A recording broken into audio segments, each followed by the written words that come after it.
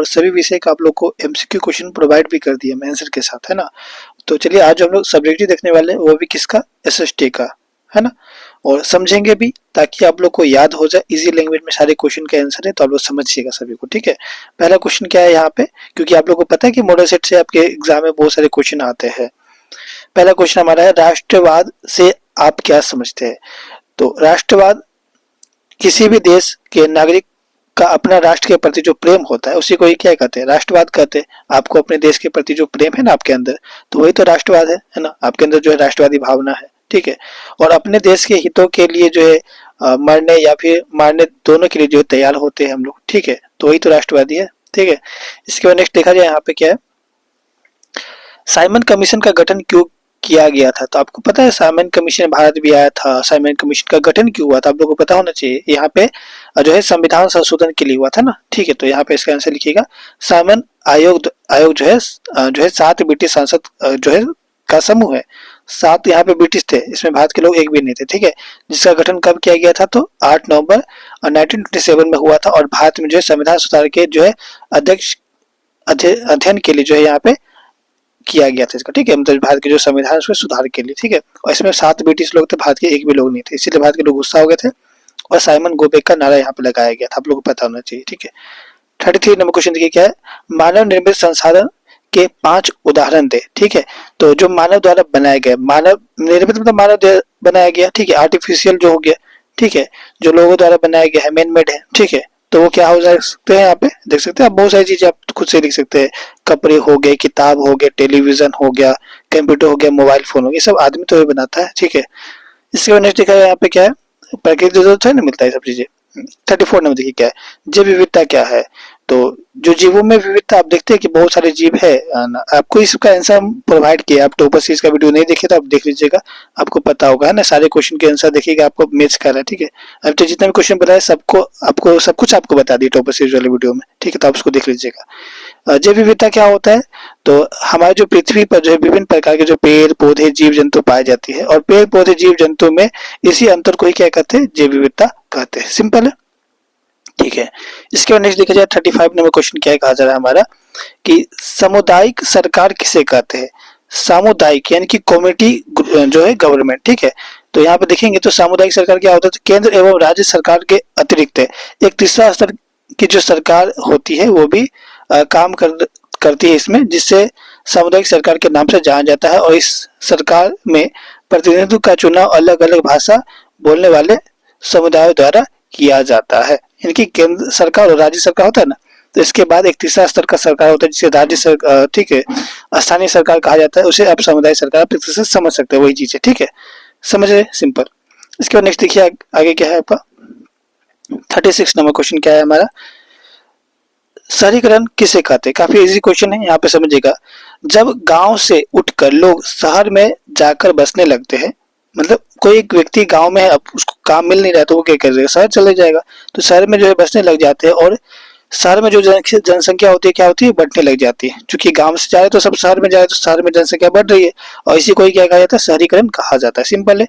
देखिए next question क्या है हमारा, प्रति व्यक्ति आय, ठीक है। ये तो आपको विकास चैप्टर आपने शुरू में ही पढ़ा होगा, चैप्टर 1, है ना, ठीक है। तो देश की कुल जनसंख्या से भाग देने वाले प्रति व्यक्ति आय प्राप्त होती है, ठीक है। मतलब हम क्या करते हैं, देश की कुल जनसंख्या से जो हम इसे अगर भाग देते हैं, ठीक है, उसके जो आय होते हैं उससे, तो आपको यहाँ पे क्या निकल जाते हैं, प्रति व्यक्ति आय निकलते हैं, ठीक है। टोटल इनकम में जो है टोटल इनकम में क्या कर देता है, जनसंख्या से डिवाइड किया जाता है, तो प्रति व्यक्ति आय आ जाता है, ठीक है। और यह देश की कुल आय और कुल जनसंख्या का अनुपात होता है, ठीक है।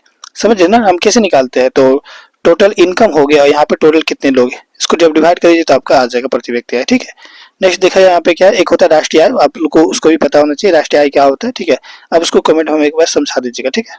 38 नंबर देखिए क्या है, बाजार का क्या अर्थ है। बाजार मतलब मार्केट होता है, बाजार का क्या अर्थ है ना, जहाँ पे मतलब वस्तु को बेचने के लिए मिल जाए एक प्रॉपर जगह, है ना, जहाँ पे वस्तु का क्या किया जाता है, बेचा जाता है वस्तु को, ठीक है।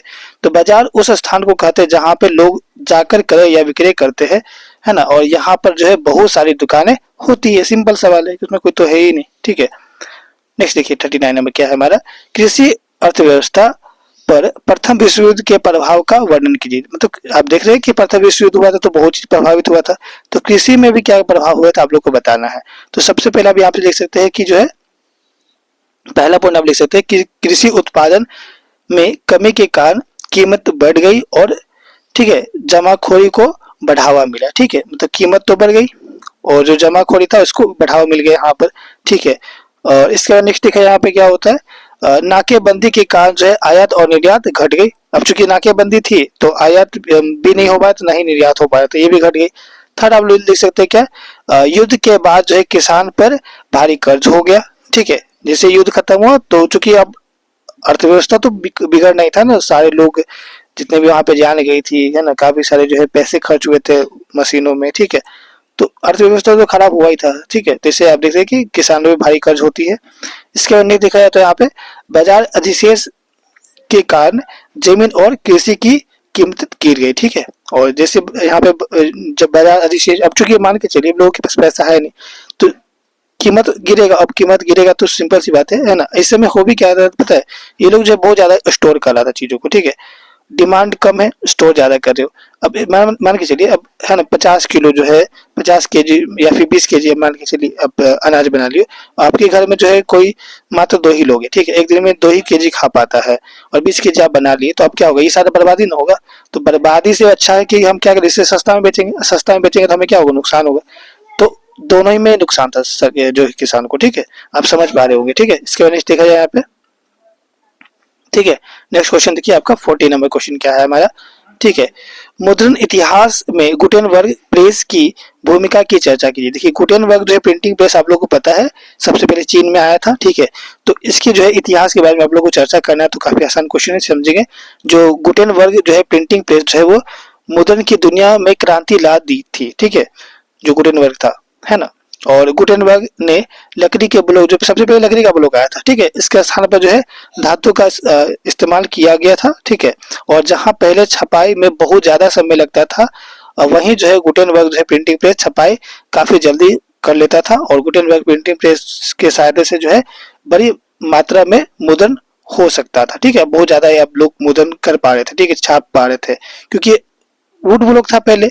वुड ब्लॉक में क्या होता था, समय लगता था काफी। ठीक है, एक पेज छापने में, फिर दूसरा पेज ऐसे। अब यहाँ पे ये जो आया है ना, ठीक है, तो इससे हुआ क्या कि मशीन एक तरह से टेक्नोलॉजी हुई तो टेक्नोलॉजी में ज्यादा चीज तो बनेगा ही बनेगा ना, उसी वही सब चीज है। ठीक है, 41 देखिए क्या, वन संरक्षण के उपायों का वर्णन करें। देखिए ये तो काफी आसान क्वेश्चन, तो कोई भी बता देगा। ठीक है, कि वन संरक्षण कैसे करें इसका उपाय बताइए। तो सबसे पहले आप लिख सकते हैं वन संरक्षण के लिए जो है सख्त कानून जो है बनाए जा सकते हैं। ठीक है, कोई एक सख्त कानून बनाना चाहिए ताकि वन संरक्षण हो। फिर से हमें वृक्षारोपण करना चाहिए, पेड़ लगाना चाहिए। ठीक है, पेड़ को काटने से रोकना चाहिए और वनों में आग से बचना चाहिए है ना, जो आग लग जाते हैं वनों में उससे है ना हमें बचाना है। ठीक है, फिर से वनों को अधिक चराई से बचाना चाहिए। मतलब अब देखते हैं ना कि वन में जो है बहुत सारे जानवरों को चराया जाता है। ठीक है, तो ये चीज रोकना चाहिए क्योंकि अब हमारा वन खत्म हो जाएगा इसमें। ठीक है, एक प्रॉपर जगह दे दीजिए जानवर चराने के लिए। ठीक है, तो इससे इन सारी चीज जो है इंपॉर्टेंट है आपके। ठीक है, नेक्स्ट देखा जाए तो 42 नंबर क्या है, मोटे अनाज से क्या तात्पर्य। मोटे अनाज मतलब क्या होता है आपको समझना। देखिए मोटे अनाज जैसे कि हो गया ज्वार हो गया, बाजरा हो गया है ना, रागी हो गया, मक्का हो गया, ये सब पोषक तत्व से भरपूर होते हैं और ये अनाज जो है फाइबर, विटामिन और मिनरल्स से भरपूर होते हैं। ठीक है, जो स्वास्थ्य के लिए बहुत ही ज्यादा फायदेमंद होते हैं, इसे ही हम लोग मोटा अनाज भी कहा जाता है। ठीक है, 43 नंबर देखिए तो यहाँ पे लोकतांत्रिक सरकार में सत्ता की साझेदारी क्यों जरूरी है।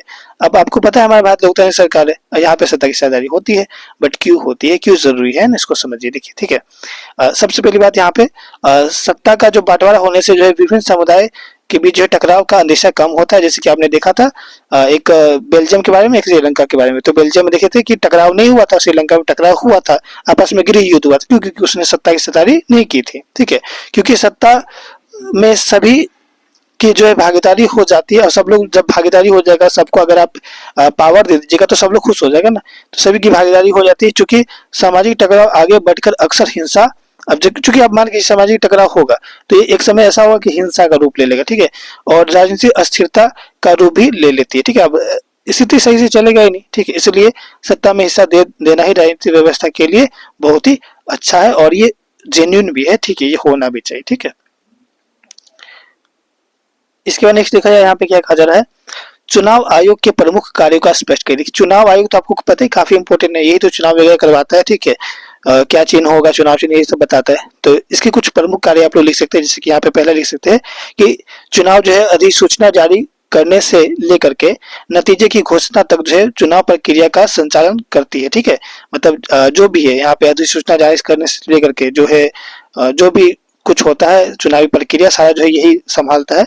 दूसरा आप लोग लिख सकते हैं चुनाव आचार संहिता लागू करना, मतलब जो आचार संहिता लागू हो जाता है चुनाव से 10-15 दिन है ना, 20 दिन पहले, तो ये भी यही लागू करता है। तथा उल्लंघन करने पर जो है जो भी है उम्मीदवारों या पार्टी दंडित करना, ठीक है। जो उम्मीद पार्टी से भी नहीं डरता है, ठीक है, इसके पास इतना पावर होता है ना, हर एक पार्टी से, किसी पार्टी से नहीं डरता है, ठीक है, तो वो उसे दंडित भी कर सकता है। थर्ड आप लोग लिख सकते हैं चुनाव के दौरान जो है सरकार को दिशा निर्देश मानने का आदेश देना, ठीक है। अब जब चुनाव हो है तो उसमें सरकार को ये आदेश भी देता है कि कैसे करना है, क्या करना है, ठीक है। इसके बाद 4 नंबर देख सकते हैं यहाँ पे जिन मतदान केंद्रों पर चुनाव ठीक है ढंग से नहीं हुआ है वहां पे जो है दोबारा चुनाव कराना जो है इस पे इसका जिम्मेवारी होता है, ठीक है, चुनाव आयोग का। तो काफी इंपॉर्टेंट है। नेक्स्ट देखिए आप लोग यहाँ पे क्या है 46 नंबर, इंटरनेट से क्या लाभ है। तो इंटरनेट के तो कई लाभ है ना, ठीक है। अभी आप हम हमारी वीडियो देख पा रहे हैं कैसे इंटरनेट से, जैसे आप बैंक जाते हो तो बैंक से पैसा निकालते हो, कैसे इंटरनेट से ही तो होता है, ये सब लाभ है, ठीक है। तो नेक्स्ट यहाँ पे देखिए इसका डिफाइन क्या लिख सकते हैं। इंटरनेट का लाभ जो है बैंकिंग हो गया, बिल हो गया और खरीदार में है, ठीक है। आप मोबाइल से पेटीएम वगैरह करते हो तो सब इंटरनेट ही तो है, ठीक है। नेक्स्ट सूचना, कोई भी चीज जानना है, अब लोग अखबार भी जो है या फिर टीवी न्यूज चैनल जो होता है इंटरनेट से ही तो देख पाते हैं। ज्ञान हो गया, सीखना, ठीक है, आसान बनाता है, ठीक है। इसके बाद थर्ड आप लोग ले सकते हैं इसका उपयोग करके ठीक है बेचना और पैसा कमाना आसान है, ठीक है। इसके बाद नेक्स्ट आप लोग लिख सकते हैं यहाँ पे इंटरनेट मनोरंजन का एक बहुत ही बेहतरीन साधन भी है, ठीक है। लोग गेम वगैरह खेलते हैं इससे, ठीक है। तो ये सारी चीजें है ना, बट पॉजिटिव में मत लीजिएगा, अच्छा चीज नहीं है, ठीक है। इसके बाद नेक्स्ट देखा जाए यहाँ पे 47 नंबर क्या है हमारा, लॉन्ग क्वेश्चन आ गया है आप लोग का, ठीक है। यहाँ पे कहा जा रहा है कि जो है जर्मन एकीकरण की प्रक्रिया का वर्णन करे, ठीक है। तो ये काफी इंपॉर्टेंट क्वेश्चन है, आप लोग को इटली का एकीकरण, जर्मन का एकीकरण, ये सब याद होना चाहिए, ठीक है। तो यहाँ पे देखेंगे तो सबसे पहले यहाँ पे बोला जा रहा है, इसका उत्तर लिख सकते हैं आप लोग। जर्मन के एकीकरण की जो प्रक्रिया है वो 1848 ईस्वी में जो है जर्मन महासंघ के विभिन्न इलाके को जोड़कर एक राष्ट्र बनाने के प्रयास के साथ किया गया, और मगर राष्ट्र निर्माण की यह उदारवादी पहल जो है राजशाही और फेज की ताकत से मिलकर दबा दी, ठीक है। और इसके पश्चात जो है परसा ने जर्मन एकीकरण के आंदोलन का नेतृत्व संभाला, परसा ने संभाला, ठीक है। और इसका जो है प्रमुख मंत्री जो है ओटोमन बिस्मार्क इस प्रक्रिया का जनक है, ठीक है। तो ओटोमन जो है बिस्मार्क इसे जनक कहा जाता है, ठीक है। और जिसमें परसा के सैनिक और ठीक है नौकर शाह की मदद ली, ठीक है। और 7 वर्षों के दौरान जो है वो ऑस्ट्रेलिया, ठीक है, फिर से डेनमार्क है ना, फिर से फ्रांस से 3 युद्धों में परसा की जीत हुई है ना, क्योंकि वो बहुत चालाक था, ठीक है। और एकीकरण की प्रक्रिया जो है वो पूरी हुई, ठीक है। जर्मन का एकीकरण हुआ, यहाँ पे एकीकरण मतलब एक करना, ठीक है। इसके बाद देखा जाए यहाँ पे तो जनवरी 1871 ईस्वी में, ठीक है, वर्साय में हुई एक समारोह में परसा के राजा जो भी है यहाँ पे विलियम, ठीक है, प्रथम जो है जर्मन का सम्राट घोषित किया, क्योंकि विलियम प्रथम ही तो सारी चीजें करवाया था, तो इसे घोषित कर दिया गया, ठीक है। इसके बाद नेक्स्ट देखा जाए तो 48 नंबर क्वेश्चन आप लोग का यहाँ पे है कि 1920 में महात्मा गांधी द्वारा जो है शुरू किए गए असहयोग आंदोलन के महत्व और प्रभाव का, ठीक है, विश्लेषण करें, ठीक है। तो ये आप देख रहे हैं काफी इंपॉर्टेंट है, असहयोग आंदोलन है ना, ठीक है, रोलेट एक्ट वगैरह ये सब चीज पूछा जाता है कई बार एग्जाम, तो आप अच्छे से इसको पढ़ लीजिएगा, ठीक है। तो यहाँ पे आप देख सकते हैं, यहाँ पे इसका उत्तर लिखेंगे कि महात्मा गांधी के नेतृत्व में जो है शुरू हुआ जो असहयोग आंदोलन, इसके बारे में जो है महत्व जो है प्रभाव था जो भी है ना, ठीक है। आप लोग यहाँ पे देख रहे हैं निम्नलिखित थे क्या क्या थे। सबसे पहला यहाँ पे आप देख सकते हैं कि इन आंदोलनों ने ब्रिटिश सरकार के खिलाफ विरोध किया और ब्रिटिश वस्तुओं का बहिष्कार किया, ठीक है। जो ब्रिटिश का हम सामान नहीं यूज करें, जैसे हम लोग देखते हैं कि चाइना का सामान का बहिष्कार करते कभी कभार, उसी प्रकार यहाँ पे ब्रिटिश का सामान का बहिष्कार हुआ था, ठीक है। सेकेंड आप लोग देख सकते हैं इस आंदोलन ने ब्रिटिश सरकार को है ना हिला कर रख दिया था, ठीक है, ब्रिटिश सरकार बिल्कुल हिल गया था। थर्ड आप लोग यहाँ पे लिख सकते हैं इस आंदोलन ने देश में एकता को मजबूती किया, ठीक है। अब लोगों में राष्ट्रवादी की भावना भी ये जगाया था, ठीक है, लोगों में एकता किया था, ठीक है। और इससे भारतीय को ठीक है, उनके राजनीतिक अधिकारों के प्रति जागरूक भी किया गया। ठीक है, कि आपके क्या अधिकार है ना, उसके बारे में जागरूक किया गया। फॉर आप लिख सकते हैं, इस आंदोलन से हिंदू मुस्लिम समुदाय एक साथ आ गए, है ना। अब देखिए थे यहाँ पे हिंदू मुस्लिम सब एक साथ हुए थे, ठीक है, और जिससे आंदोलन और, ठीक है, मजबूती दी, जो आंदोलन को और भी मजबूती यहाँ पे दी गई। ठीक है, इसके बाद नेक्स्ट आप लोग देख रहे हैं यहाँ पे 5वां पॉइंट आप लिख सकते हैं, इस आंदोलन ने भारतीय वस्तुओं की बिक्री को बढ़ावा दिया। ठीक है, क्योंकि अब हम लोग ब्रिटिश का सामान लेंगे तो भारत की वस्तु बिकेगा। ठीक है, इसके बाद 6 पॉइंट आप लिख सकते हैं यहाँ पे, इस आंदोलन ने गांधी जी को राष्ट्रीय नेता के रूप में, ठीक है, मजबूत बनाया। ठीक है, और इस आंदोलन ने, ठीक है, खादी से बनी वस्तुओं को बढ़ावा दिया, बट ज्यादा तो चल नहीं पाया था, बट फिर भी ये सारी चीजें तो हुआ था ना। ठीक है, इसके बाद आप लोग आगे यहाँ पे देखेंगे तो 49 क्वेश्चन देख सकते हैं यहाँ पे क्या है कि बहुराष्ट्रीय परियोजना, ठीक है, जो बांध होता है ना, डैम, ठीक है, की भूमिका को देश के विकास के संदर्भ में समझाइए। ठीक है, और दामोदर वैली जो है कारपोरेशन का उदाहरण लेकर, ठीक है, इसके विभिन्न घटकों और लाभों का वर्णन करिए। तो आप लोग इसका आंसर आप लोग लिख सकते हैं कुछ इस तरह से। ठीक है, समझिएगा। सबसे पहले यहाँ पे लिख सकते हैं कि जो बहुराष्ट्रीय जो नदी परियोजना होते हैं वो देश के विकास के लिए महत्वपूर्ण होते हैं। ठीक है, भूमिका निभाती है, और ये परियोजना जो है एक साथ कई उद्देश्यों को पूरा करती है। ठीक है, जैसे कि सिंचाई हो गया, फिर से जल विद्युत बनाना हो, जल से विद्युत बनाता है ना, फिर से बाढ़ का नियंत्रण हो गया, बाढ़ से बचाव होता है इससे, और जहां पर बांध बनाया जाता है और वहां पे जो है पर्यटक को भी बढ़ावा मिलता है, बहुत सारे लोग आते हैं वहां पे, ठीक है, घूमने के लिए, और जिससे वह जो है ठीक है, वहां पर जो है रहने वाले लोगों को रोजगार भी मिलता है। चूंकि बाहर से लोग आएंगे तो रोजगार भी मिलेगा वहां पे लोगों को। ठीक है ना, बहुत सारे दुकान वगैरह होंगे तो। ठीक है, दामोदर वैली जो है कारपोरेशन एक ऐसी, ठीक है, बहु उद्देशीय परियोजना है जो भारत के झारखंड और पश्चिम बंगाल राज्यों में स्थित है, और इसका मुख्य उद्देश्य दामोदर नदी पर बांध बनाकर सिंचाई, जल विद्युत यानी कि सिंचाई करना, फिर से विद्युत बनाना, उत्पादन करना, ठीक है, और बाढ़ नियंत्रण करना है। ठीक है, और दामोदर वैली जो है कारपोरेशन एक मुख्य घटक, जो भी इसका काम मुख्य घटक आप लोग लिख सकते हैं, क्या क्या लिख सकते हैं आप तो देख लीजिए यहाँ पे। ठीक है, हाँ, ठीक है, क्या लिख सकते हैं, मुख्य घटक क्या है, तो बांध और जलाशय। ठीक है, यहाँ पे लिख सकते हैं कि डीवीसी में कई बांध और जलाशय है, और जिसमें से जो है क्या लिख सकते हैं नाम, तिलैया, कोनार, ठीक है, मैथन बांध प्रमुख है। इसके बाद जल विद्युत संयंत्र के बारे में बात करें तो यहाँ पे जो है डीवीसी में कई जल विद्युत संयंत्र है, जैसे कि जो जलाशय में संग्रहित जल का उपयोग करके विद्युत जो है बनाता है। ठीक है, विद्युत उत्पादन करता है। थर्ड आप लोग सकते हैं सिंचाई प्रणाली, तो यहाँ पे डीवीसी की सिंचाई प्रणाली दामोदर नदी के जल को कृषि क्षेत्रों में पहुंचाने के लिए बनाई गई है। ठीक है, इसके बाद आप लिख सकते हैं बाढ़ नियंत्रण, तो ये बाढ़ नियंत्रण तो आप लोगों को समझ में आई आता है कि बाढ़ से ये नियंत्रण में मदद करती है। ठीक है, इसके बाद नेक्स्ट आप लोग देखिए यहाँ पे, तो आप लोग का क्वेश्चन है इस प्रकार जो है देख सकते हैं आप यहाँ पे कि जो बहुउद्देशीय परियोजना होता है उसे, ठीक है, जैसे कि दामोदर वैली कारपोरेशन देश के विकास में जो है महत्वपूर्ण भूमिका निभाती है और विभिन्न क्षेत्रों में लाभ भी प्रदान करती है। ठीक है, आप लिख सकते हैं इसको। ठीक है, इसके बाद 50 नंबर क्वेश्चन देखा है यहाँ पे क्या कहा जा रहा है, एक मिनट सॉरी। ठीक है, ठीक है, यहाँ पे क्या कहा जा रहा है, संघीय सरकार की मुख्य विशेषताएं क्या है। तो संघीय सरकार देखेंगे तो संघीय सरकार क्या होता है ना, आप लोग पता है। ठीक है, आप लोग पढ़े ही होंगे। ठीक है, इसके मुख्य विशेषता आप लोग बता सकते हैं, जिसमें जैसे कि संघीय सरकार मतलब साथ मिलकर के, है ना, सरकार जो होता है। ठीक है, तो यहाँ पे क्या विशेषता लिख सकते हैं, ठीक है, लिखित एवं कठोर संविधान, यहाँ पे जो संविधान से चलते हैं ना चीजें, तो यहाँ पे देख रहे हैं कि भारतीय संविधान एक लिखित एवं कठोर संविधान है, और इसमें संशोधन करना आसान नहीं है, तो आसानी से संशोधन आप नहीं कर सकते, सारी चीजों को बदल नहीं सकते। ठीक है, इसके बाद सेकंड है आप लोग के यहाँ पे शक्ति का विभाजन हुआ है इसमें, संविधान द्वारा जो है केंद्र और राज्य में जो है शक्ति का जो है स्पष्ट जो है विभाजन कर दिया गया है, और इस संबंध में 3 सूचियां हैं, जैसे कि संघीय सूची, राज्य सूची और समवर्ती सूची। आप लोग इन तीनों के बारे में डिटेल में पढ़ लेना। संघीय सूची में क्या आते हैं, इसमें जो है कानून कौन बना सकता है, केंद्र सरकार बना सकता है, राज्य सूची में राज्य सरकार बना सकता है, समवर्ती सूची में दोनों बना सकते हैं, ये सब चीज आपको पता होना चाहिए। ठीक है, इसके बाद थर्ड आप लोग यहाँ पे लिख सकते हैं कि स्वतंत्र एवं निष्पक्ष जो है न्यायपालिका यहाँ पे है हमारे यहाँ। ठीक है, केंद्र और राज्य के संबंध को बनाए रखने तथा संविधान की रक्षा करने के लिए जो है उद्देश्य से जो है स्वतंत्र एवं निष्पक्ष न्यायपालिका की व्यवस्था की गई है। ठीक है, तो इन दोनों से बिल्कुल किसी से नहीं डरता है केंद्र राज्य। ठीक है, तो ये न्यायपालिका हमारा होता है, इसकी पावर अच्छा होता है बहुत ज्यादा। ठीक है, 4 आप लोग यहाँ पे लिख सकते हैं क्या, 4th पॉइंट कि, ठीक है, जो यहाँ पे नागरिक होते हैं एक एक हरा समुदाय, मतलब यहाँ पे जो एक हरी नागरिकता होती है और एक हरी संविधान होता है, ठीक है। ये थोड़ा सा आपके एक नुकसान है, ठीक है।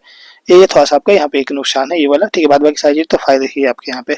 तो भारतीय संविधान में एक ही नागरिक का प्रावधान किया गया है, और अतः भारत में किसी भी राज्य का नागरिक हो उसकी नागरिकता भारतीय ही होगी, ठीक है। और साथ ही जो है भारत का संविधान इकहरा संविधान है, अर्थात राज्यों के लिए अलग संविधान नहीं। ये तो खैर ठीक चीज है, बट यहाँ पे जो एक ही नागरिकता है ना, ये वाला थोड़ा सा गड़बड़ है, ठीक है। इसके बाद नेक्स्ट देखा जाए तो यहाँ पे क्या है, 51 नंबर, है ना। यहाँ पे कहा जा रहा है लोकतंत्र में जो है राजनीतिक दलों की जो है भूमिका एवं कार्यों का चर्चा करें। तो ये आप लोग को पता ही होगा, ये भी क्वेश्चन कई बार आप लोग को बताए हुए, ठीक है।